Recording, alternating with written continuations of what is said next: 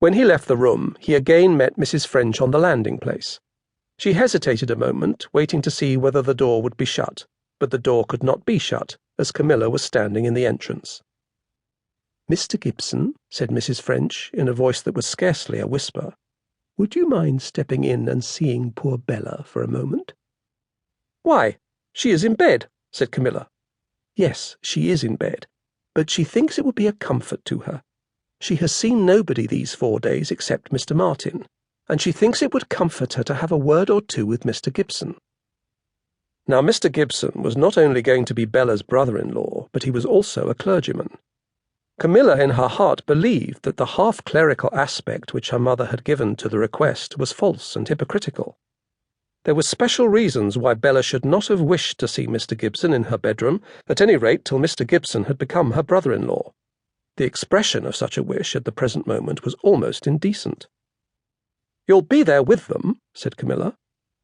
Mr. Gibson blushed up to his ears as he heard the suggestion. "Of course you'll be there with them, mamma." "No, my dear, I think not. I fancy she wishes him to read to her, or something of that sort." Then Mr. Gibson, without speaking a word, but still blushing up to his ears, was taken to Arabella's room, and Camilla, flouncing into the drawing-room, banged the door behind her. She had hitherto fought her battle with considerable skill and with great courage, but her very success had made her imprudent. She had become so imperious in the great position which she had reached that she could not control her temper or wait till her power was confirmed.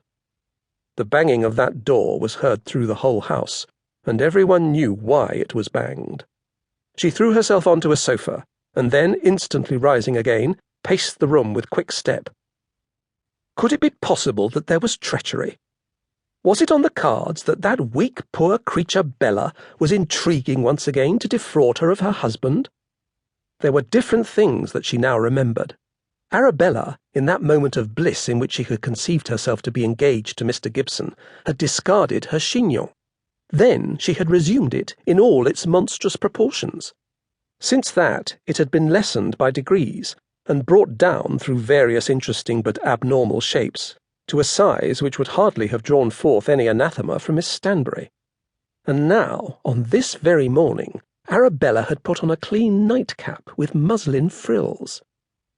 It is perhaps not unnatural that a sick lady, preparing to receive a clergyman in her bedroom, should put on a clean nightcap. But to suspicious eyes, small causes suffice to create alarm. And if there were any such hideous wickedness in the wind, had Arabella any colleague in her villainy? Could it be that the mother was plotting against her daughter's happiness and respectability? Camilla was well aware that her mamma would at first have preferred to give Arabella to Mr. Gibson, had the choice in the matter been left to her. But now, when the thing had been settled before all the world, would not such treatment on a mother's part be equal to infanticide?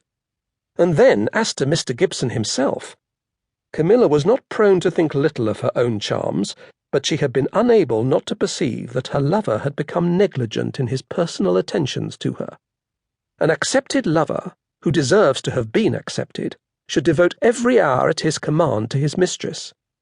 But Mr. Gibson had of late been so chary of his presence at Heavitree that Camilla could not but have known that he took no delight in coming thither.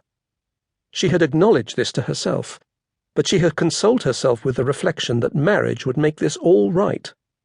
Mr. Gibson was not the man to stray from his wife, and she could trust herself to obtain a sufficient hold upon her husband hereafter, partly by the strength of her tongue, partly by the ascendancy of her spirit, and partly also by the comforts which she would provide for him.